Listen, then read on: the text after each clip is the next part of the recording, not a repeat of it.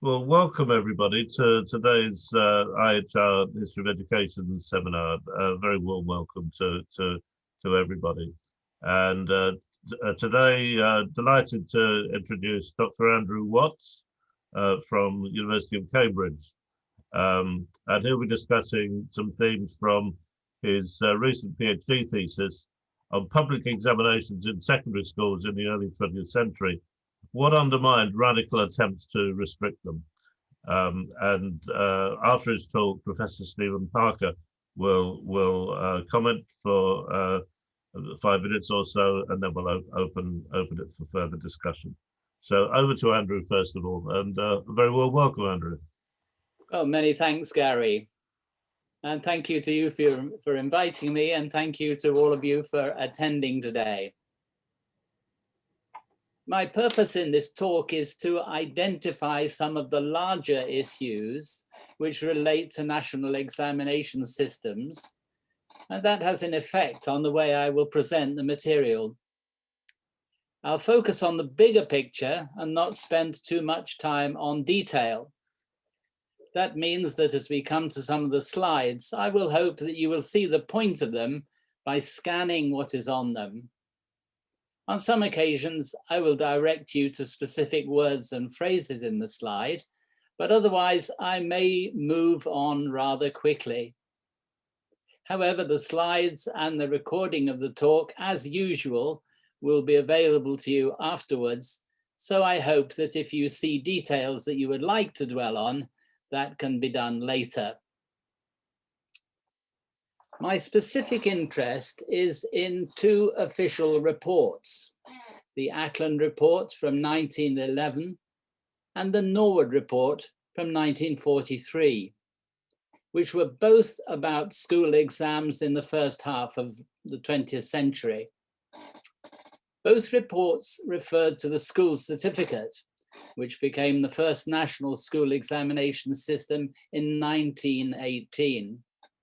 And both reports argued against purely external examinations for 16-year-olds, and both proposed that such exams should be replaced by a system more open to the involvement of teachers.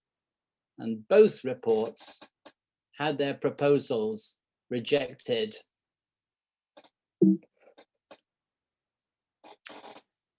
I'll structure the talk around 6 broad issues that were raised at the time about examinations. I will use my 6 issues to refer both to the Ackland Report and then to the Norwood Report, though the reports were published 32 years apart. Secondary schools in 1911 had already had over 50 years' experience of external examinations for their students. The exams were firstly set by a teacher-led organization, the College of Preceptors, and then by university-based exam boards, the so-called local examinations. My aim is to see if I can find an answer to my question: why were the Ackland and Norwood proposals rejected?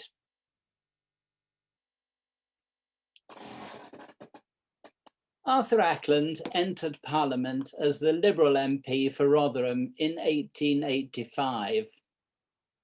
For 3 years, beginning in Gladstone's last government in 1892, he was in charge of education, the equivalent of the Minister for Education. The historian Gillian Sutherland has described him as one of the most committed reformers ever to hold the office.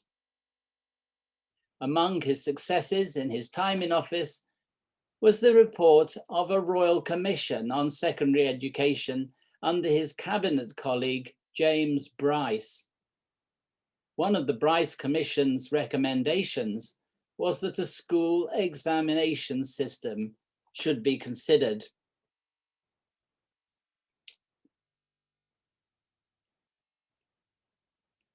The Act that established a strengthened Board of Education also stipulated that a consultative committee should be set up in the board.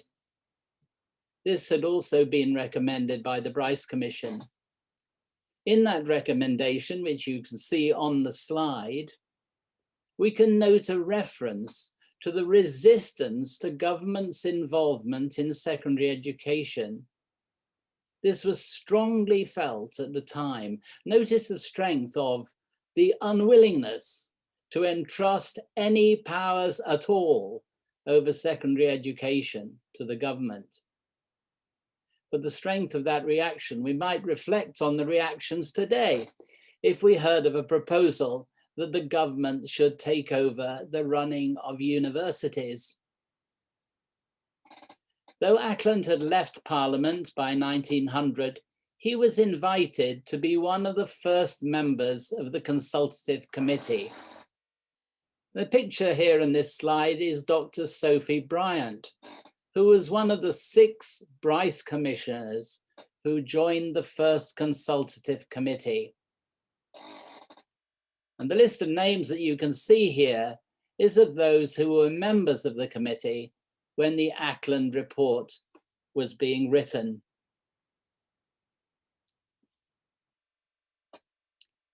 During my research, I found an interesting letter written by Ackland in 1915 to Lewis Selby Bigg, the then permanent secretary at the Board of Education. By this time, which of course had seen the start of the First World War, Ackland had realized that what his report had proposed for the examination system had been rejected. And the university-based system, which his committee had criticized, was to become the basis of the new national examination system. I'll read out a part of this letter to you. It's just starts a little bit above that brown stroke of the pencil that you can see on the left-hand side. This is what Ackland said. Speaking purely as a private person, I have great doubts if I wish the board to give any kind of imprimatur to the exams until really fundamental changes can be introduced from the start. But there I feel far more strongly about the evils of the existing paper examinations than many people do. I regard them, and have done so increasingly for 20 years or more, as I have observed secondary education in this country. Remember, he must be referring to his time as Minister of Education. I regard them as a tremendous evil. And all that I have seen since the war began has increased this conviction tenfold. So you see, I'm rather a fanatic. Ackland's reference to since the war began is very likely linked to the fact that the board's announcement of its decision about the school certificate was sent out in July 1914. That was in its circular number 849. This had been the second time that the Consultative Committee had addressed the subject of national school exams. But what were the political issues which led to the committee being asked to look into the issue of examinations in schools? I'm particularly interested in this talk in the reactions of the decision makers in the Board of Education. They approached this issue as an administrative problem, which had arisen during the latter part of the previous century, which was the proliferation of examinations for those school leavers who hoped to go to higher education or a higher grade job. It was noted in the Ackland report that some students took as many as 4, 5, 6, or even 7 separate sets of examinations when they came to leave school. Lewis Selby Bigg later recalled it as a serious mischief.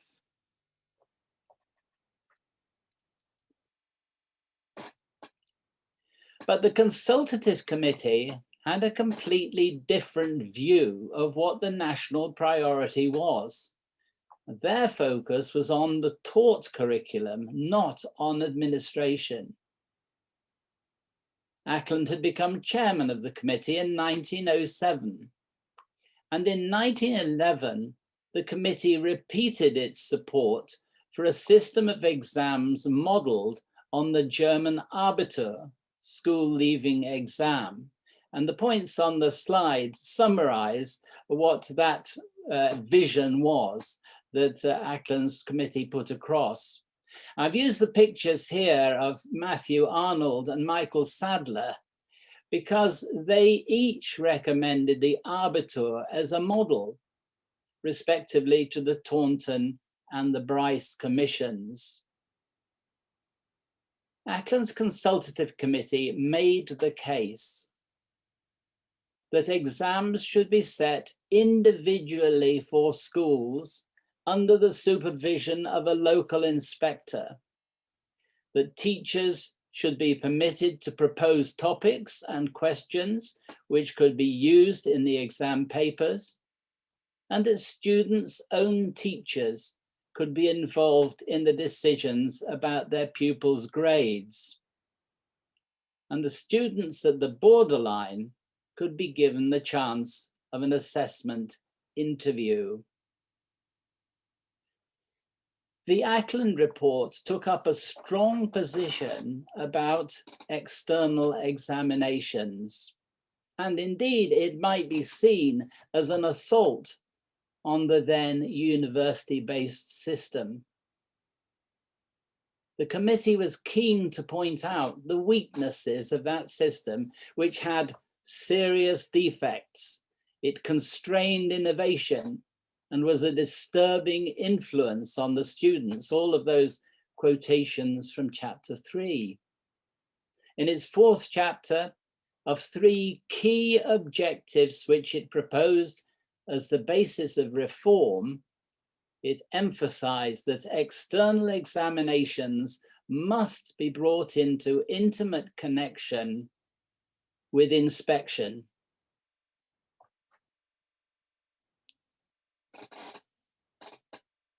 Now, we've already noted that the independence of secondary schools was an important issue at the start of the 20th century. So when the Ackland report proposed the setting up of an examinations council to coordinate the results of inspection with those of examination, which would be authorized by the state representative of educational experience and associated with the Board of Education, that sent just the wrong message.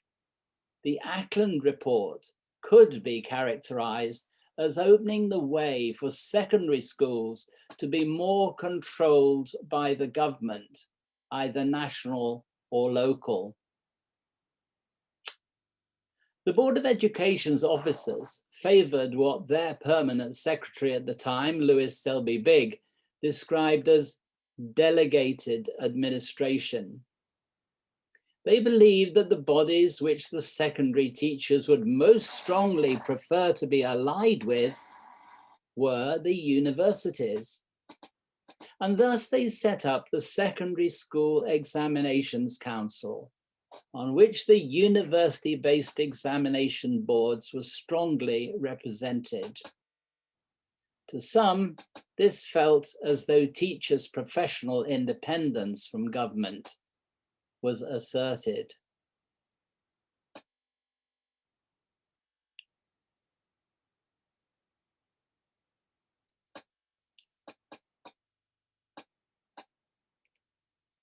Clearly, an examination system has to produce results about candidates' achievements which can be used. So that raises a question about who will be expected to use the results. A key fact in the 1910s was that 16 was the age for matriculation, the age when students could be accepted onto a university's list of potential students. Hence, England ended up with 7 examination boards and Wales had 1.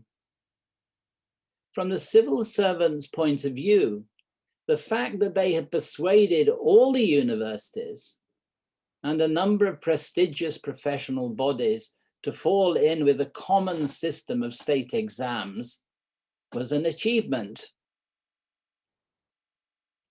But how would the proposed exams work alongside the remainder of the education system? One member of the Ackland Committee recorded opposition to Ackland's scheme, and that was Marshall Jackman, a head teacher and president of the National Union of Teachers. He objected to the idea that the exams were to be set for students at secondary schools who'd reached the age of 16. He noted that many families could not afford to leave their children in secondary school that long. And this argument was heard throughout the next decades from trades unionists and Labour politicians, frequently linked to an argument for free secondary education for all young teenagers.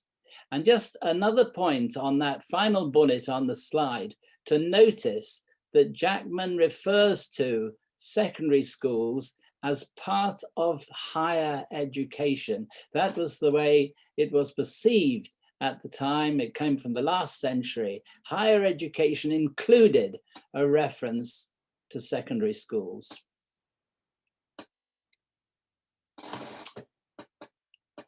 Inevitably, Ackland's proposal raised the question of its workability.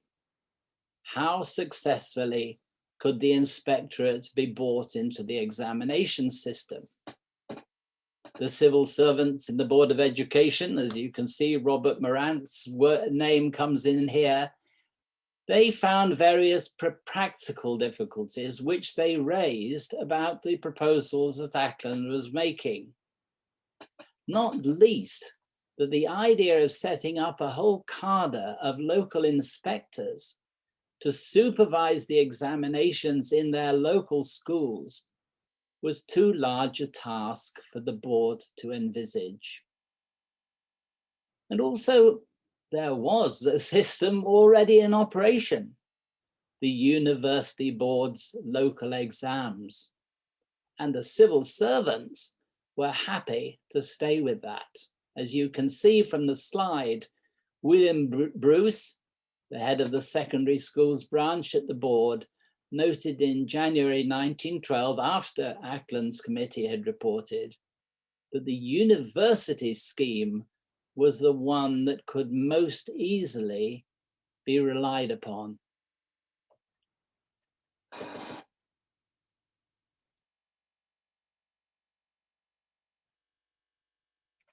Now, in that first paragraph, notice how the extract from the Ackland report promised a combination of diversified experience. In other words, each school would be free to plan its own exams, plus central control, which would give a national standard to replace what was called the present confusion and multiplicity of standards.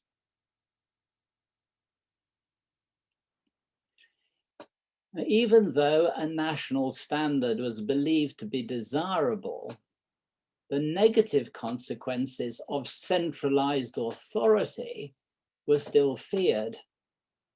An example of that feared outcome was eventually seen in the impact of the school certificate system on the College of Preceptors, which had been the first body to offer examinations independently for schools in 1850. And the second paragraph there on the slide is a summary of what happened in a meeting when the College of Preceptors met up with officials at the Board of Education. The sense of disappointment there, it comes out, we must give up that work, something that they've done independently for nearly 60 years, or definitely for 60 years.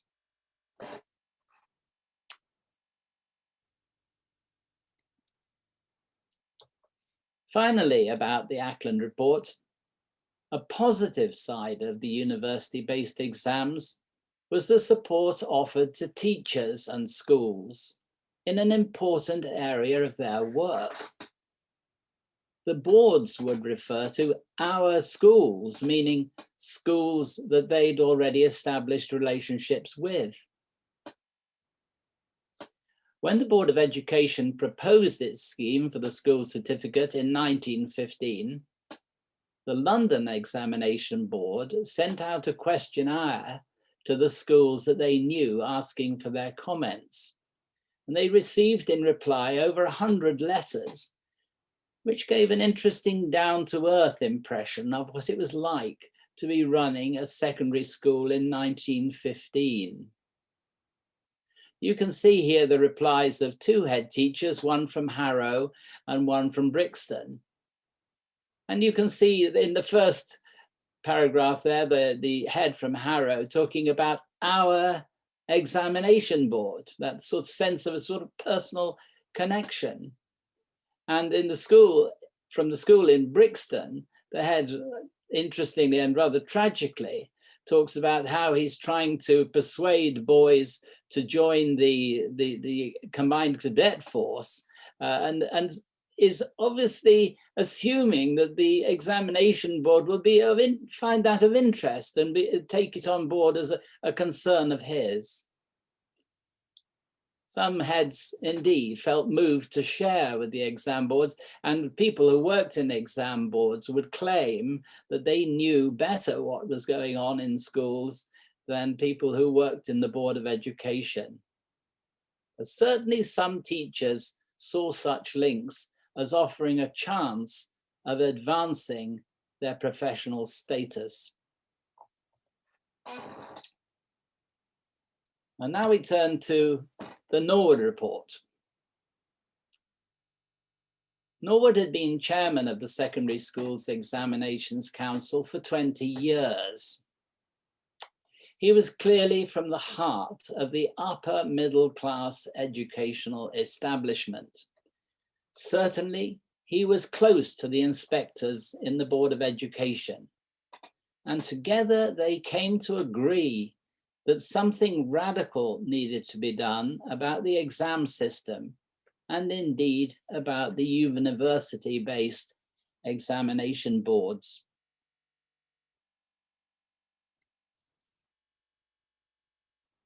In his report, Norwood firstly focused on the issue of what was seen as the need for a variety of secondary schools.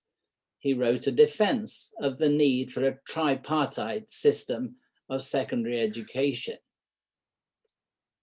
But in agreement with Butler, the Minister of Education, and supported by the officers in the Board of Education, Norwood added his proposal to abolish external exams for 16-year-olds. Now, four of the board's senior officers who Norwood worked with very closely are named in the slide in the middle paragraph, as you can see. And when one reads into some of the documentation, their names crop up very frequently. But later, after the retirement of Duckworth, they were joined by Sir Martin Rosevere. He was appointed to be Senior Chief Inspector in April 1944, and he was determined that the Board of Education would take a strong line on the examination issue. He briefed the new Labour Minister of Education, Ellen Wilkinson, and encouraged her to support the Norwood proposal.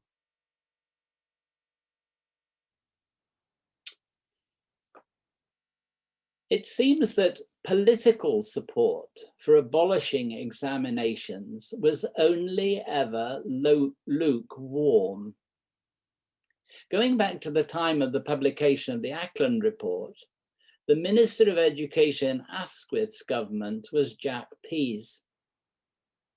The civil servants in the early 1910s found it quite easy to persuade him that Ackland's plan was, in their words, impossible.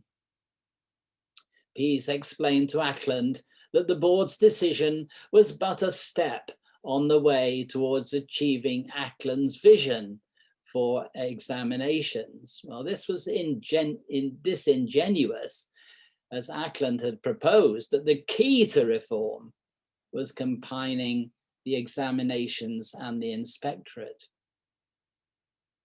Next, R.A. Butler was the Conservative in charge of education who briefed Norwood about his committee's task. His main interest was to get his Education Act through, the 1944 Education Act. So when Norwood told Butler that he would produce a radical plan for the examinations, Butler responded ambiguously, "I must leave that to you." Ellen Wilkinson was minded to approve the no exams policy, but Labour was split on the issue. When her ministry announced the abolition of exams for 16-year-olds in Circular 103, that was published in 1946, the National Association of Labour Teachers published a rebuke in their magazine Modern Education. Note, the shadow over secondary schools did not refer to the imposition of exams, but rather to their withdrawal. The association envisaged and objected to the fact that in future, school leavers would be asked at interview, not "How did you do in your certificate?" but "What school did you go to?"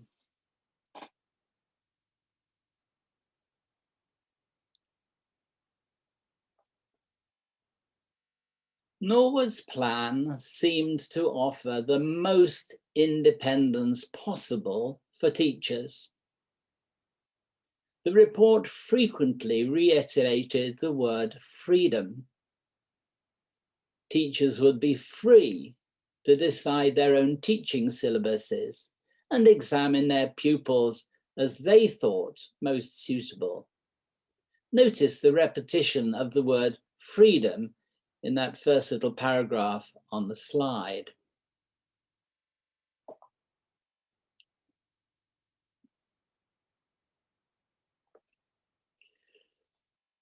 Well, this kind of language helped Butler to portray his bill as radical. The fact that the Norwood Report had been published before the bill was debated in Parliament at the end of July 1943 was very helpful. Hansard records that Butler said in that debate, "It is desirable there should be a proper measure of independence in secondary schools. In regard to the thraldom of examinations, that is what happens if you subordinate the whole of your curriculum to examinations imposed from outside. The government therefore welcome the appearance of the Norwood Committee's report." The Times newspaper reported that after Butler had said this, there were cheers.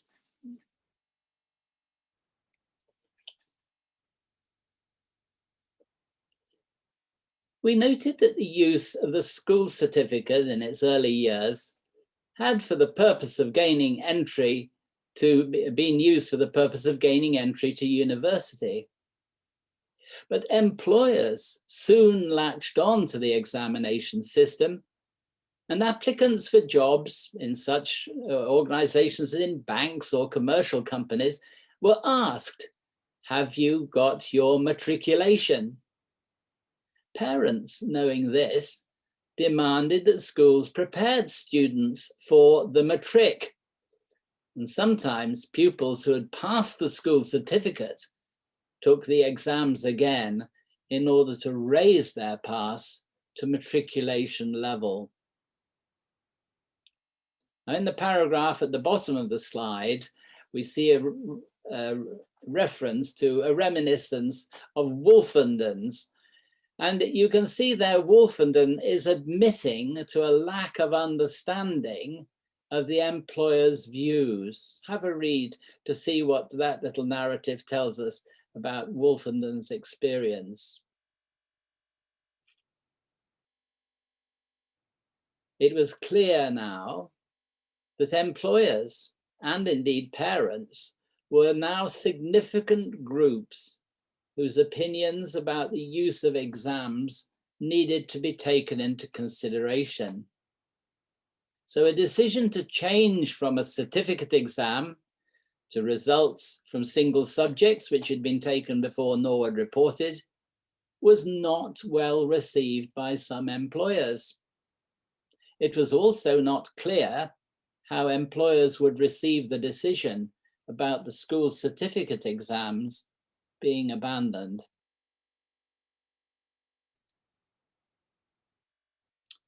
I'd just like to spend a little moment with who was on the Norwood Committee. It was deliberately small in number, only 12 members. First, there were 3 examination board representatives. I've included the photo of the Cambridge board's representative, Walter Nalder Williams, as I'll be talking about him shortly. Then we have the representatives of the local education authorities, and then the teachers, the assistant masters and assistant mistresses, and the National Union of Teachers. And finally, there are 2 head teachers. You'll notice that AWS Hutchings is described as ONSEC of the Joint 4 Committee. That was an alliance of the 4 secondary teachers and heads organizations that had begun to work together in 1918.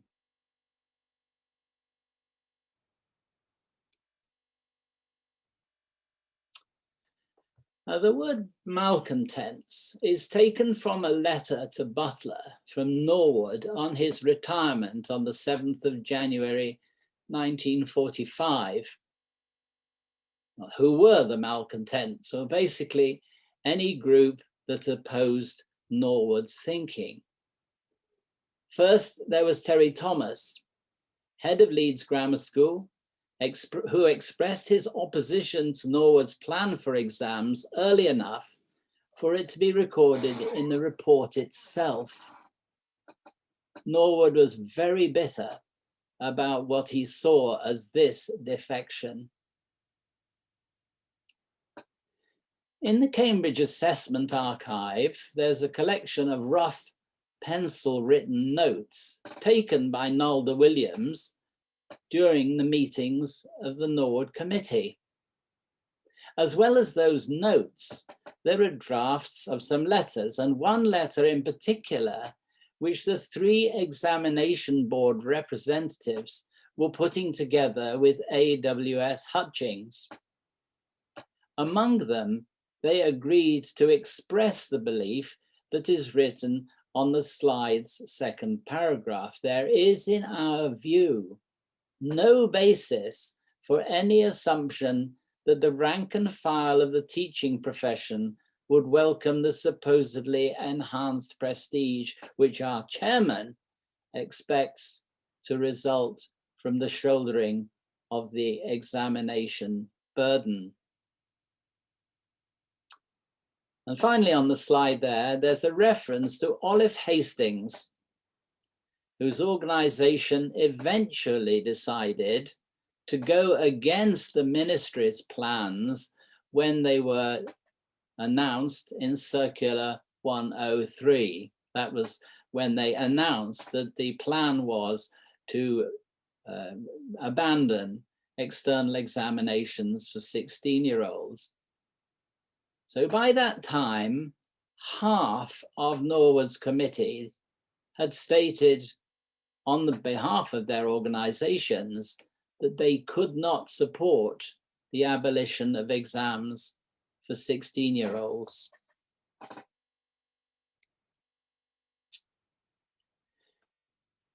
So the committee's support for the abolition of external exams was crumbling.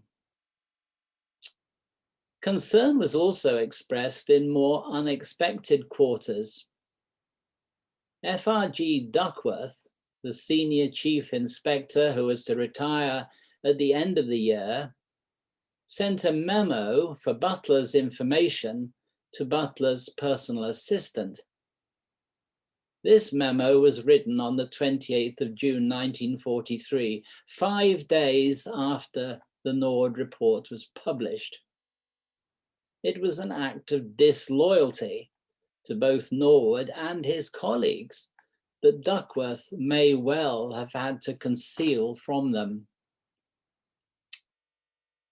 On the question of the setting of internal exams, Duckworth wrote, "The machinery proposed for the assessment proved so complicated and cumbrous that the committee felt they could not recommend it." And he concluded that it was possible, but not probable, that the public would accept an unassessed internal assessment. Butler by this time had seized on the idea of delaying any decisions about the examinations. And in May 1945, he told historian Dr. Weitzman, "I must confess that Norwood's report has not been very well received."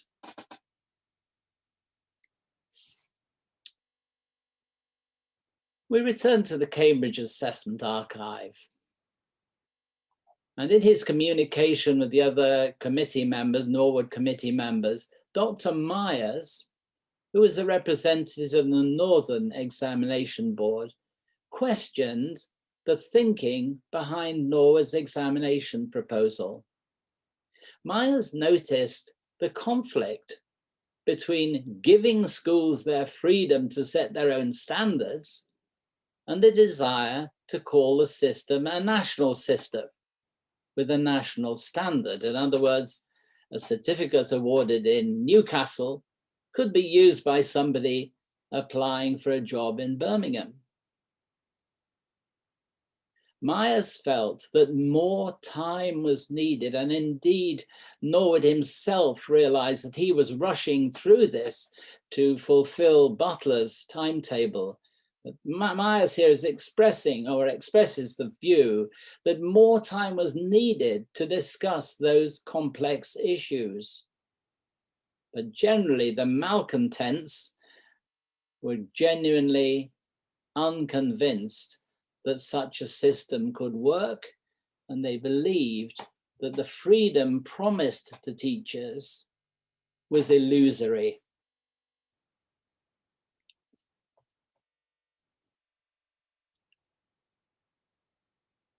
The final slide about Norwood's report here. So support for Norwood's examination proposal was ebbing away, if it ever existed. Norwood always knew that it was going to be difficult to persuade particularly the teaching profession of secondary teachers to go along with the proposal. And it was ebbing away because that reservation by secondary teachers was being expressed more and more forcefully. Now here in the quotation from a letter by Mr. Hutchings, that was written 11 months before the final report was published, it indicates what he and his association of male teachers were hoping for, which was that teachers would be allowed to play an ever increasing part in the conduct of the external exams. That had been a regular demand from teachers' organizations for the whole of the period of the school certificate. And Hutchings seemed to envisage that it was possible if teachers could take over the running of the external exams, they might be classed as internal. It's an amusing use of the phrase there, but that you can see the point that he's trying to make. Although the women's associations initially admitted they were divided on the issue, concern about the ending of external examinations altogether was expressed in the letter we've seen from Olive Hastings. So we say a lack of enthusiastic support for complete abolition from secondary teachers helped to cast around the issue an uncertainty which helped to undermine Norwood's proposal. So finally, a summary of where we've got up to. What have we learned about the reasons for Ackland's and Norwood's lack of success? Well, Ackland promised freedom to schools, but his proposal could be made to look as though it could lead to more official control.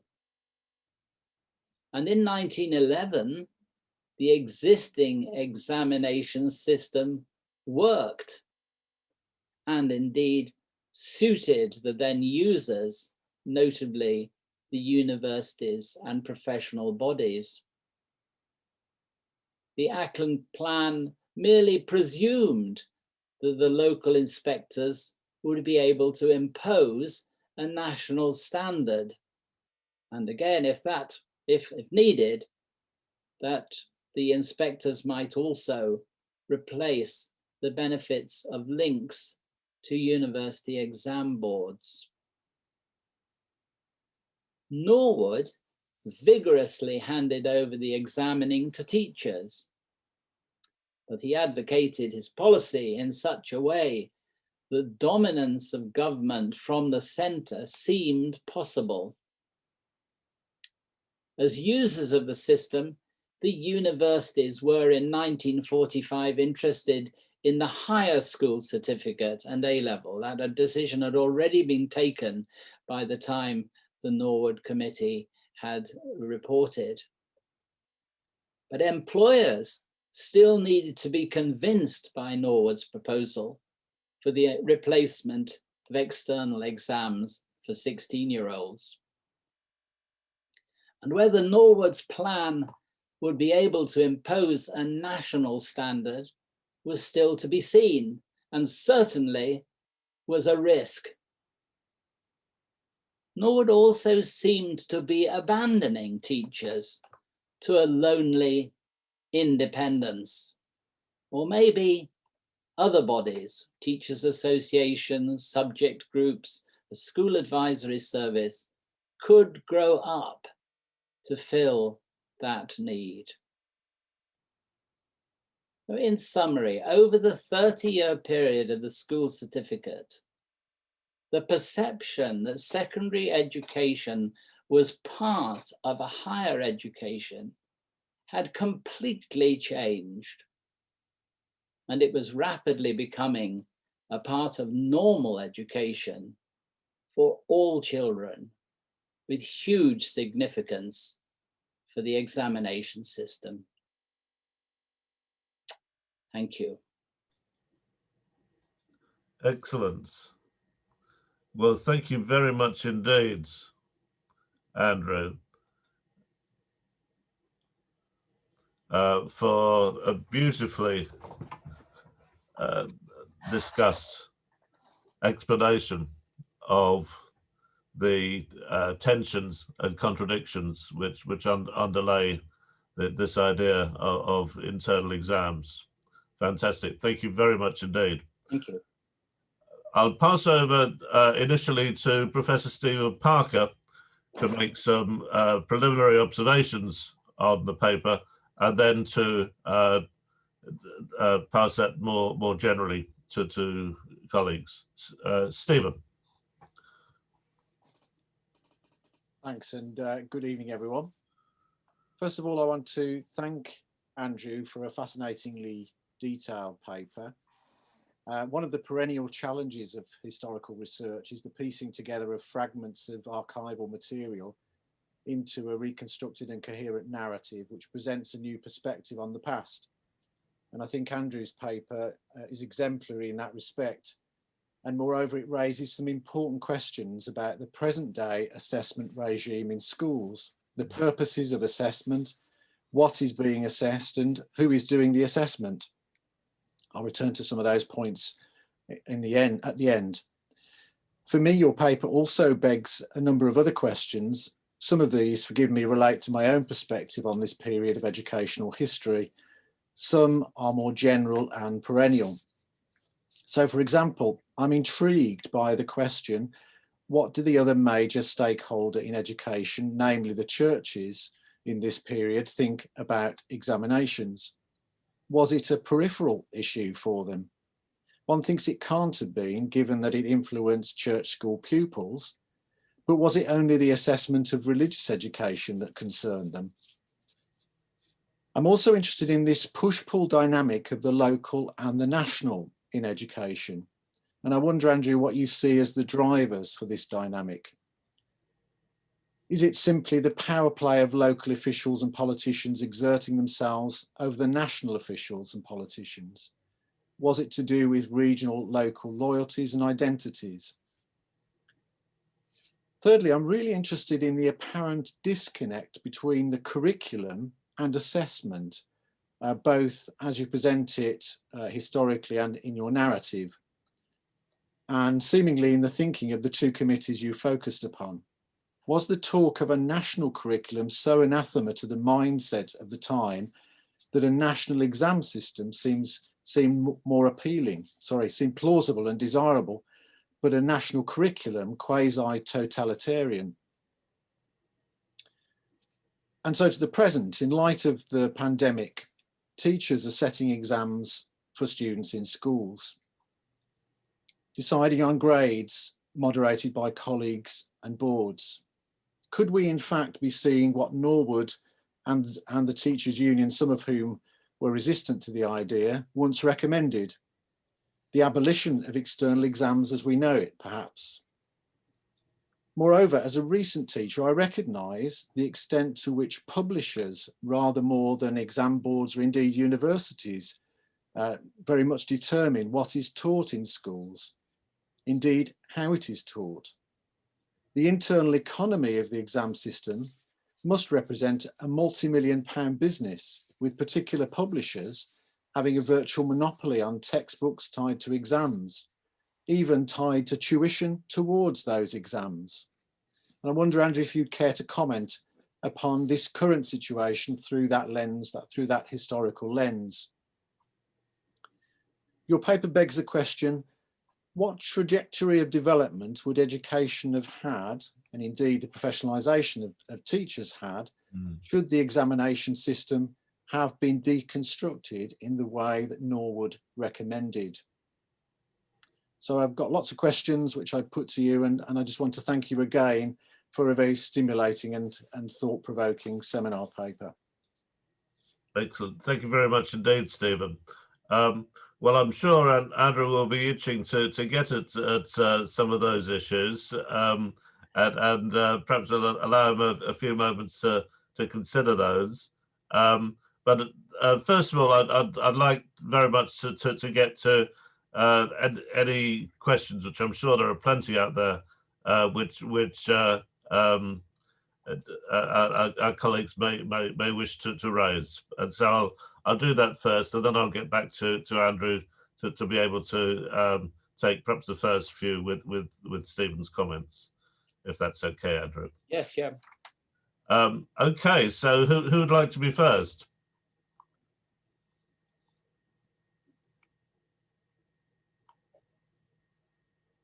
And I should say, if you'd like to volunteer, then you can do so by raising your hand on the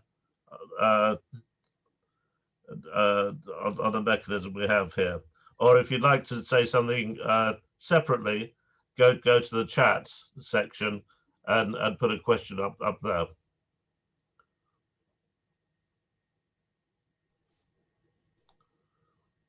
Of course, one point would be, okay, I'll leave that for the moment and go to, is it Edward? Yes, thank you. Thank you very much for that very interesting paper. Can I ask, with regards to the sort of connection with universities, how much did they see their continual involvement? We've lost you there, Edwards. Could you say that again?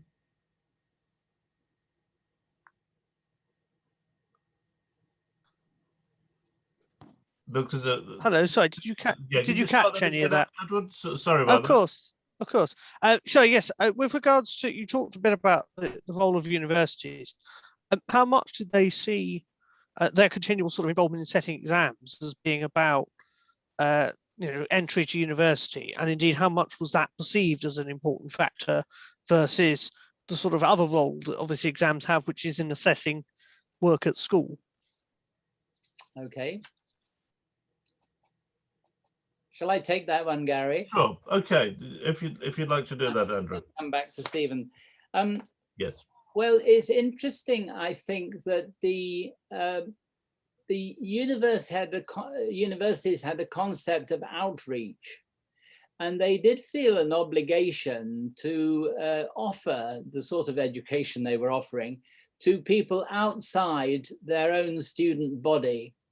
And they tended to do that in two ways. First of all, they ran programs of lectures, which were open to anybody who would want to attend. And then examinations. Examinations were actually seen as part of their outreach.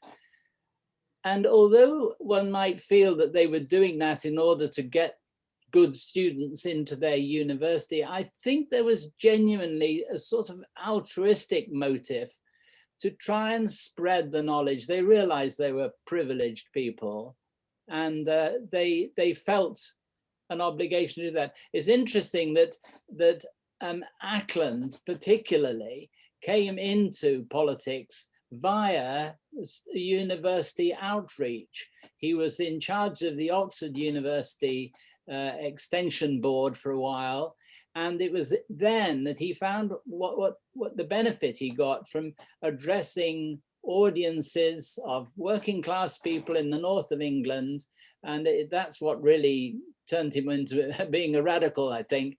And later on, eventually he became a member of the Labour Party, and was regarded, certainly when he was in the Liberal Party, as somebody who knew what life was like for people who have not had the benefits of a good education. So yes, the university was spreading its knowledge out, and universities were. Thank you. No one else. I'll ask a question then. Yes. How far do you think, and you raised the important question about why these radical proposals failed to gain traction. And is part of the reason, do you think, that they rested on a thesis of teacher professionalization, whereas it was only grudgingly accepted, even where it's accepted at all, that teachers were a profession, and that there was a great deal of feeling that the teachers weren't ready for such responsibility, and even some suspicion of the possibility of teachers going rogue. And that was why, when push came to shove, the idea that they could be in charge of the exams crumbled, as you put it. Yeah. No suspicion of teachers. Yes. What you just said was very much what the line that Norwood was pushing. He felt the time had come and had even gone by for teachers to take over that control. I'm not sure that teachers saw it that way. We must remember, when we're talking about this, we are talking about secondary teachers. And as I said in the talk, they regarded themselves as somehow linked to higher education. So their mindset was very different to a secondary teacher now. I think that they did see themselves as professionals, but this was part of the force for independence. They saw lawyers and doctors and so on being able to act in an individual way, as it were, and they weren't beholden to anybody except their patients and their customers. And so it was an assertion of a certain kind of professionalism that actually led them to the position they were in. And I'm not so sure about Norwood's attitude on that. I think the truth is that Norwood was very much in favor of a certain idea of English education, which was best represented at its highest quality in the English sixth form. And while he would have been in favor of combining public schools and grammar schools, nevertheless, his mind was still very much in the sixth form and wanting to see that developed. I suppose another thing that a teacher would say to you from that time was, well, I'm hoping that I can be an exam marker. I'm trying to show my professionalism by helping run the external examinations. That took a while to develop, but I think that's certainly what happened in the later part of the 20th century.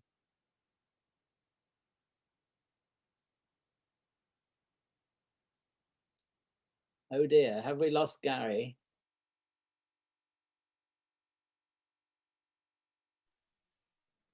Okay, it looks as though we've lost Gary. Can people hear me? How do I know if I can hear you? I can hear you, Andrew. Okay, thank you, Stephen. I think since it seems as though Gary might have disappeared for a moment, let me take up one or two of Stephen's points so that we are not just sitting in silence here. I'd love to see all that written down, Stephen. I felt that I needed to take some time to get to know these things. Sure. Thank you. I'm back with you now. Such are the joys. Is that okay, Gary? I was going to take one or two of Stephen's points. Indeed, that'll be great. I think one of the things to remember, which of course I'm sure you remember, is that the teachers had a view that was very much influenced by what was taught at university. So those who were graduates saw the subjects that they were teaching as they would have been presented at the university.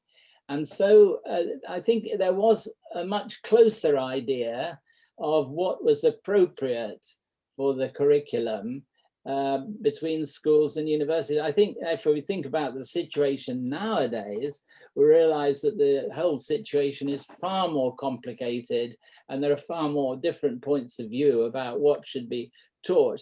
I think in those Edwardian days and the early days of the school certificate, there was an agreement about what should be taught. The way it came up in the school certificate was that people wanted to propose that new subjects should be introduced into the examination. This would have been particularly true for girls' schools. There would have been subjects that the girls' schools were promoting with their pupils, and sometimes those were not examined, and they strongly argued that there should be greater allowance. There were those also who wanted to argue for more practical, more hands-on examinations. Handwork was a word that they used. And again, it might be that the universities represented a somewhat a resistance to this, but actually the Nolde Williams, the representative of the Cambridge board, felt that actually it was the Board of Education that was preventing development in that, and he particularly was interested in art and music, and he would have liked to have seen that develop more. So I suppose the point I'm making is that there was a kind of unanimity of view about what should be in the curriculum that we would not be familiar with now. I mean, let's face it, we're talking about middle-class children, really, in schools, and that the exam system was actually set up for them. And the whole question of what about the other children who for whom that's not appropriate. Of course, that was dealt with because in 1911, the school leaving age was 14, raised to 14. So it was going to be 2 years before those students got anywhere near to a school certificate. Yes. So I hope that's answered one of your points, Stephen. Thank you. Yes. And of course, the aftermath of all this, which you've not had time to speak to today, is in the 50s. You've got the beginning of the ordinary level and the advanced level examinations, which became established then, and in the 60s, the alternative type of examination under the proposals of the Newsom report for supposedly non-academic children. So in the post-war regime, these systems becoming crystallized and certainly in the case of the O&A levels, very, very strong. Yes, it's you know as well as certainly better than I do, Gary. But for everybody's comment for everybody, Norwood had proposed, maybe even in the late 1920s, that there should be another exam for the less academic students. His argument always, he was always worried that he felt that the school certificate was being watered down because it was having subjects added to it and so on that represented what he would have called a non-literary curriculum. And so Norwood, in a way, he foresaw the CSE. But at that time, the Board of Education was fighting to try and make only the school certificate the examination that students were allowed to do, that they were not prepared to think of possibly starting another examination at a lower level. Yes, in a way that there's a resonance here to the fear of supporters of girls' education in the early 20th century, that their organizations would be superseded by the state.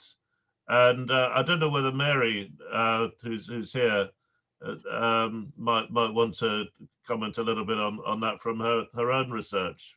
Mary Campbell Day, sorry to push that onto you.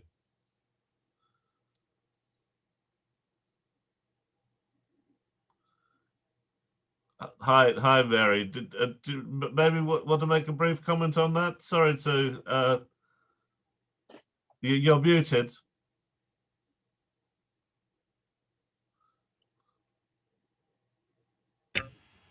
Hello, can you hear me now? Yes. Yes. I was thinking about that, and the question that occurred to me was Olive Hastings' uncertainty about the issue and her hesitancy fueled by a fear that a girl's middle-class education would not be taken as seriously if the external examination system wasn't maintained as it had been? Because, as Gary says, the girls' education system had fought very hard for the right to take examinations. I know 50 or 60 years before, but nevertheless, they were still very conscious of how that the examination system would grant them status, I think. Yes. I don't know that much about her personally, but what other things I've read about her, I would think she was always in favor of external examinations for the sort of reason you've put. And certainly her association would have wanted to see new subjects brought into the curriculum, but she could still see that if they were to defend the idea that girls are just as capable of having a good education as boys, it was important that they should be involved in the exams. I would think that her hesitancy came more from the fact that the uncertainty was fed up to her, and she's reflecting a point of view. Also, I think she might have objected to the way they were being pushed around, actually. I think they were pushed around by Norwood and by the ministry's officers. The ministry's officer has decided what the results of the Norwood Committee were going to be even before the committee met, I think. And certainly some of the other people I know, the men that I mentioned writing that letter, they became more opposed to what they were hearing as they were treated like that. Yes. Yes, although it seems, I mean, the fight to get girls or allow girls to take examinations was a 19th century, late 19th century fight. The memory would still have been there, but they didn't want to regress in any way, and that external examinations had given status to the girls' high schools in particular. They were always very proud of their record of examination results and always promoted those exam results. Well, Sophie Bryant, whose picture appeared, was very much in favour of that, and her school was part of the girls' schools that started taking the external exams in the 1860s. And for that, yes, Miss Buss, I think her view was that that the exams had actually helped them to make the case for girls' education to a society that was still doubtful about whether girls should be doing it.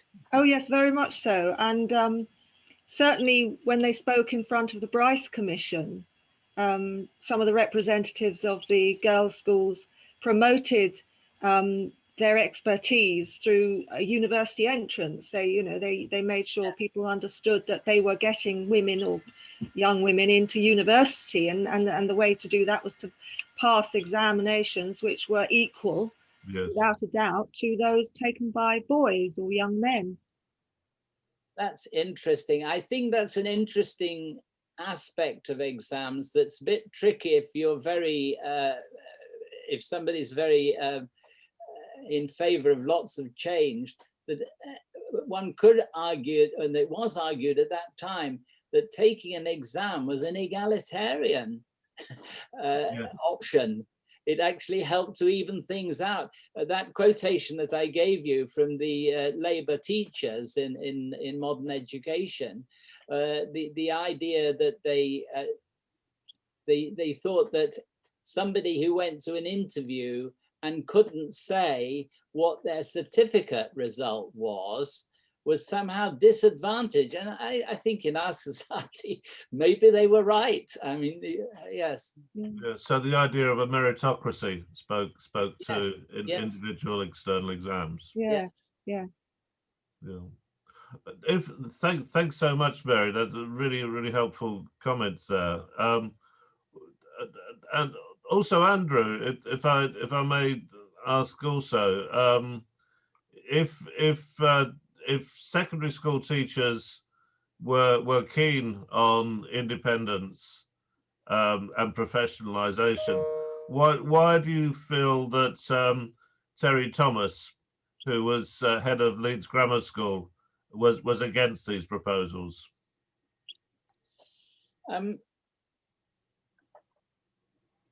I think because we mustn't equate professionalism with being able to set your own exams. He would have seen the external examinations system as something that he could contribute to. No doubt his school had something to do with it. And that letter I quoted from Hutchings, that he seemed to see working for an examination board as somehow taking over, the teachers taking over that. Of course, that was a particular group of teachers and with a particular view, but it was an assertion of independence, if you like, an assertion of professional competence. Rather narrow, but yeah. Thank you. Okay. Other questions?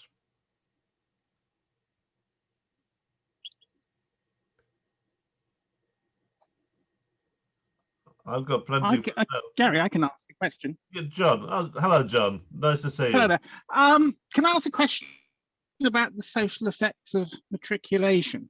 I mean, the Gove tried to reintroduce some sort of matriculation in his first failed attempt at GCSE reform, I guess about 10 years ago. I mean, my personal interest is, I had a father who failed his matriculation in 1924, had a job, already started a job in a civil service agency, and was effectively sacked for for failing, not getting his French French school certificate. And I have his sister, who was 5 years younger, had the same issue. I never actually found out what happened to her until she died, and going through her papers, I found her school certificates, and she again had failed to matriculate, and then hung around in the sixth form in her school for 2 years trying to get the matriculation so she could get, progress a career. And for employers, that must be a terrible thing where you're actually recruiting people who think you can do the job. Then effectively, because there is this bar of matriculation, you've actually got to sack them, 16-year-olds a couple of months later. Yes. And I've never seen anything written about those who didn't get the matriculation as opposed to did and progress on to what we now know as higher education. I just wonder whether, did Norwood ever consider these things? And did employers ever get involved in these discussions? I mean, I just had a quick look at the composition of the Norwood Committee report. I mean, there was no employer influence, 30 years ago in their deliberations? Yeah. Or 40 years ago? Well, yes, you've raised the important issue that the school certificate was a certificate examination. So you had to get a certain number of passes in different subjects, one of which would be a language. And in fact, it was very common for people to fail their school certificate because they failed French. As my father did.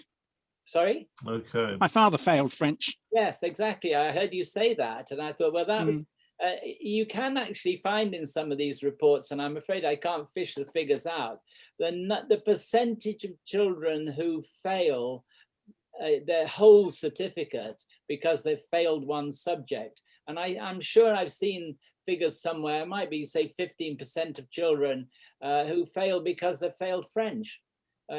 Language was one of the key elements of the school certificate, along with maths and science came together as one group, and then what they called English subjects, which would have been history and geography as well as language and so on. Yes. So it was a basket of subjects as opposed to the very individual subjects, which was the O-level and A-level model. Yeah. And there was quite a lot of opposition when the decision was taken to stop using the certificate model. We are now so used to it, we just assume that you get the rewarded for each subject according to how well you've done. And French, of course, was seen as a badge of a proper secondary education. It seems to me that there were particular things which were seen to be, really key to what we meant by a secondary education. I think we might. That would probably been true of my education, actually. If you couldn't do a language, but actually in the language group, Latin and Greek would also have been there. So that's where that sort of public school classical education was slotted into the school certificate. Yes, yes. And how they declined when you had individual subjects had to survive on their own Indeed. Terms. Indeed, yeah. Yeah. I hope I've said enough for John's comment about his father's. Oh, sure. I mean, the issue today, of course, is the EBAC, which this government keeps pushing, and the requirement that all schools should be, offering or be measured on their, especially modern languages, by 2025, Yes. which most, as far as I'm aware, are not going to be anywhere near achieving that. Hopefully there may be a bit more common sense arriving in sanctuary buildings, but I haven't seen much evidence of it. And that's a kind of reversion to the school certificate idea of a basket of subjects. Exactly, and I think that idea that lower, let's call it secondary schooling up to 16 should be the general education, and it's after 16 that you start to specialize. And when the universities were asked what they preferred, they would definitely say they wanted students who were generally well educated, in other words, had passed the subject of school certificate, and they could handle the specialization that might be needed after that. I think that when our system is criticized for specializing too quickly, I think that would not have been recognized in Victorian and Edwardian times. I think they would have felt that the general school certificate was where somebody got that liberal general education. Of course, a heavy emphasis on humanities and so on. That all comes from Matthew Arnold. Excellent, thank you. I have another question, if I may. R.H. Barrow has always interested me. Yes. The secretary of the Norwood Committee, also from the Board of Education, though, who was something of a lieutenant of Norwood, it seems to me, and was also very sympathetic to his idea of internal exams. How much do we know about him? Well, I've looked at the archive that you put into Sheffield University. I'm interested in Barrow as well, because he seemed to have some kind of relationship with Nalder Williams in Cambridge. I'm not sure whether Barrow was actually using Nalder Williams for giving him information. Barrow, the other person who I've mentioned today, Hutchings, the representative of the assistant masters, Barrow was extremely hostile to him.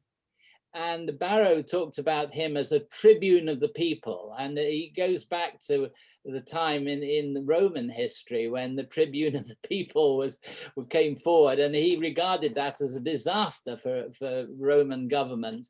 And so he regards Hutchings as a disaster for education, and Barrow, I think, is a rather unpleasant Oxbridge character who resists any attempt to ask the opinions of anyone else in society who he doesn't think is very intelligent. Yes. It's perhaps hostile. I'd be wrong to be committed, but I mean, certainly the things that he writes on people's memos are rather appalling, actually. Sometimes they're very snobbish, I think. So there's a very polite public discourse, but behind the scenes they seem to be really a lot of very, I was going to say emotional, certainly very, very strong disputes being acted out here. Yes, that's right. Yes. Okay. Splendid. Well, what I'll do, I think we're coming towards the end. I think I'll invite Stephen perhaps to make any further comments that he would like to, and then I'll give Andrew the final word, which seems appropriate. Okay. Unless there are any other comments. Stephen, would you like to say anything else following this conversation? Only that it's been absolutely fascinating. There's one thing I'd just like to return to from my remarks, and I happily send them to you, Andrew. Please. I'd like a dialogue with you about some other aspects of this too. But I wondered if you could comment at all in light of the history in terms of how the exam system may develop, and indeed the kind of contingencies that have been necessitated by the pandemic, and what sort of trajectory you might anticipate resulting from that. Oh, wow. And that's a big area. We are winding up, but I was deciding the coward's way would just say, my talk is all about history. I don't know anything about the present day, but no, I'll try and address that.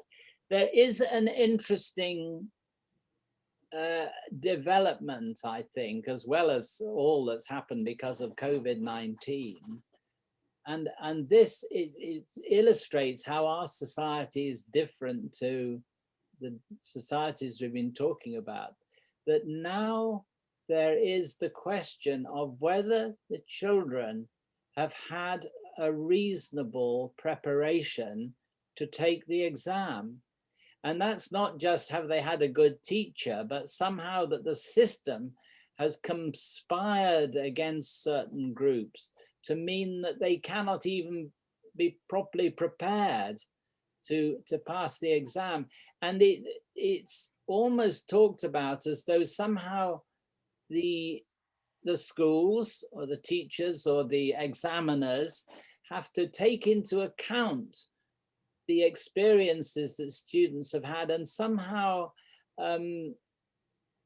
alleviate those problems that the children bring with them. I think that's an incredibly difficult point to make. There would have been no question in Victorian days or Edwardian days that basically the exam board just said this is what has to be taught, and there was an assumption that somehow the school has made out, or if they haven't done it very well, well, that's the school's fault, or maybe even the student's fault.